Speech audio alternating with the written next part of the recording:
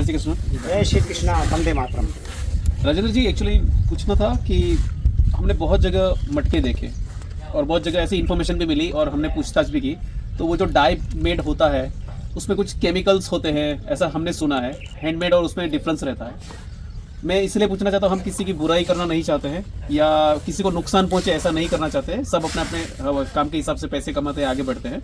लेकिन जो थोड़ा अंदर से जो डर रहता है इन्फॉर्मेशन की राइट या फिर राइट प्रोडक्ट्स के हिसाब से कि ये चीज़ में उस प्रोडक्ट में डिफरेंस क्या है, क्योंकि वो केमिकल डालते हैं और बनाते हैं तो अपनी हेल्थ को नुकसान, और आपकी प्रोडक्ट में डिफरेंस क्या है और ऐसा क्यों?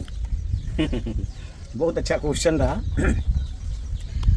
देखिए, कुछ ऐसी चीजें हैं ना जी, जो जिसको बोलेंगे नेचुरल।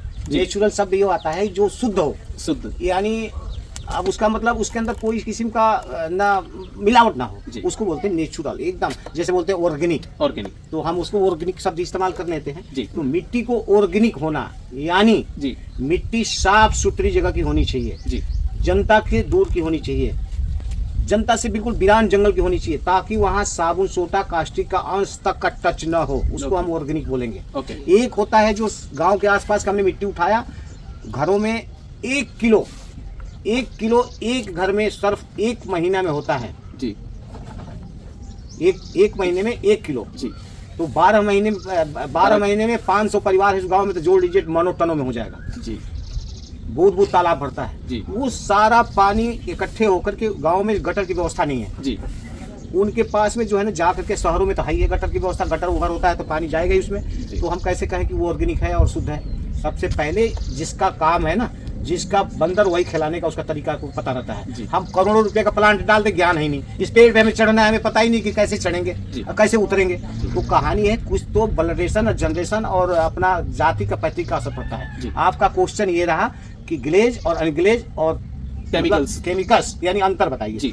तो भाई देखिए, जो ऑर्गेनिक है वो तो है जी। जो मिट्टी, जो ये जिस मिट्टी का बना हुआ है, इस पे दावा के साथ, भरोसे के साथ कहा जाता है कि मिट्टी दूर की होनी चाहिए, साफ सुथरी होनी चाहिए, तभी शुद्ध होगा। एक होता है लोग अपना डाई प्रेस लगाए हैं, डाई लगाए हैं, जैसे भी घोल रहे हैं। तो देखिए, दुनिया बहुत लंबी है, हर तरह के लोगों के पास बिजनेस है। तो अब कहने का मतलब कि हमारी बिरादरी तो इतनी सोच मतलब छोटा हो गया है कि हम दस्तकार हैं, हमें कुम्हार लोग कहते हैं, हम मटका बनाएंगे तो हमारी बेइज्जती हो जाएगी। अरे छोड़ो उस बात को, पुरानी बातों को, आप आओ तो सही। आज तो हमारा भारत को इतनी आवश्यकता है ना कि आप विश्वास नहीं करेंगे।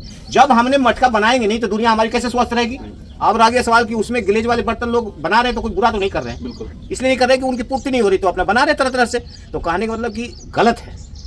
हमारे जब दस्तकार बनाएंगे, जो कुम्हार बनाएगा ना, वो गिलेज का नाम ही नहीं जानता, वो तो उसको मिट्टी की पहचान है कि हमने कौन सी मिट्टी बनाएंगे तो इसमें मैग्नीशियम है, सल्फर है, पोटास है, उल्टा सीधा जो भी अबरक है, जो भी हम मटका बनाएंगे ना, तो अलग अलग दही के बर्तन का मिट्टी अलग होगा, मटके का इसका अलग होगा, बोतल का अलग होगा, तो उसको नॉलेज है ना। अब इसमें किसी किस्म का ले अगर के कोई पाउडर डाल दो, उल्टा सीधा डाल दो, जहर डाल दो, तो फिर जनता को भी तो देखना है ना। तो कहने का मतलब पॉलिश पे मत जाइए, ग्लेज पे मत जाइए, बिल्कुल जो है ना, बिल्कुल मतलब सॉलिड, बिल्कुल नेचुरल चीज पे जाइए, वो रंग ला देगा।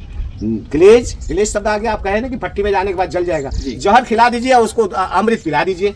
आपका क्वेश्चन तो हमें अच्छा नहीं लगा, इसलिए नहीं लगा कि कैसे उसमें, कहने का मतलब कि हमने उसमें अमृत भर दिया, अमृत निकाल करके या उसमें जो है ना फिर जहर भर दिया। तो जहर और अमृत से अब कितना भी उसको धुल लेंगे, मान के धुल दिया, आग पे तपा दिया, अरे भाई जहर तो जहर है, केमिकल तो केमिकल होता है। तो मैं जो भी बना रहे हैं उनसे रिक्वेस्ट करूंगा, प्रार्थना करूंगा कि ये हमारी जात की धरोहर है और मिट्टी है, आप काम करो, बम पर करो, मगर जनता को देख के करो कि जनता को कोई नुकसान ना हो। मैं आप बिजनेस करो, बिजनेस के लिए मैं मना नहीं करता हूँ। दुनिया जब हम बना ही नहीं पाएंगे तो आप बनाइए, कोई दिक्कत नहीं, मगर चीज बढ़िया बनाइए जो कि जनता को कोई नुकसान नहीं। जी हाँ, तो ये आपका क्वेश्चन पूरा हो गया। एक मतलब इसका मतलब ये हुआ कि हम विश्वकर्मा के जो लड़के हैं या उसका जो जनरेशन है, तो उस हिसाब से हमको जाना चाहिए, किसी को नुकसान ना हो। देखिए, आपका जब क्वेश्चन आया ना जी, तो हमें अजीब सा लगा कि हमारी जो बिरादरी है ना जी, ये सारा एक्शन उसके ऊपर आएगा। हाँ जी, इसलिए आएगा कि मटका तो खास तरह से कुम्हार जात के लोग ही बनाते हैं ना जी। अब इसमें आप कितनी बिरादरी बताओ, हजारों बिरादरी आकर के अपना अपना प्लांट डाल दिए, अपना अपना सिस्टम बना दिए कि हम ऐसे बना लूँ, ऐसे बना लूँ, अधिक से अधिक प्रोडक्शन दूँ जी। ये है सारी बातें, तो लोगों को मिट्टी से विश्वास खत्म हो जाएगा। और मैं ये जनता के ऊपर छोड़ दूंगा कि आप एक तो समझ ही सकते हैं कि जहाँ ज्यादा शाइनिंग है वो खतरा है, तो ज्यादा शाइनिंग में क्यों जाते सही हैं। बात। अगर जो आपको एकदम नेचुरल बढ़िया मटका चाहिए तो देश के किसी भी कोना में बैठे हैं ना, तो एक बार राजेंद्र क्ले हैंडीक्राफ्ट को याद कीजिए।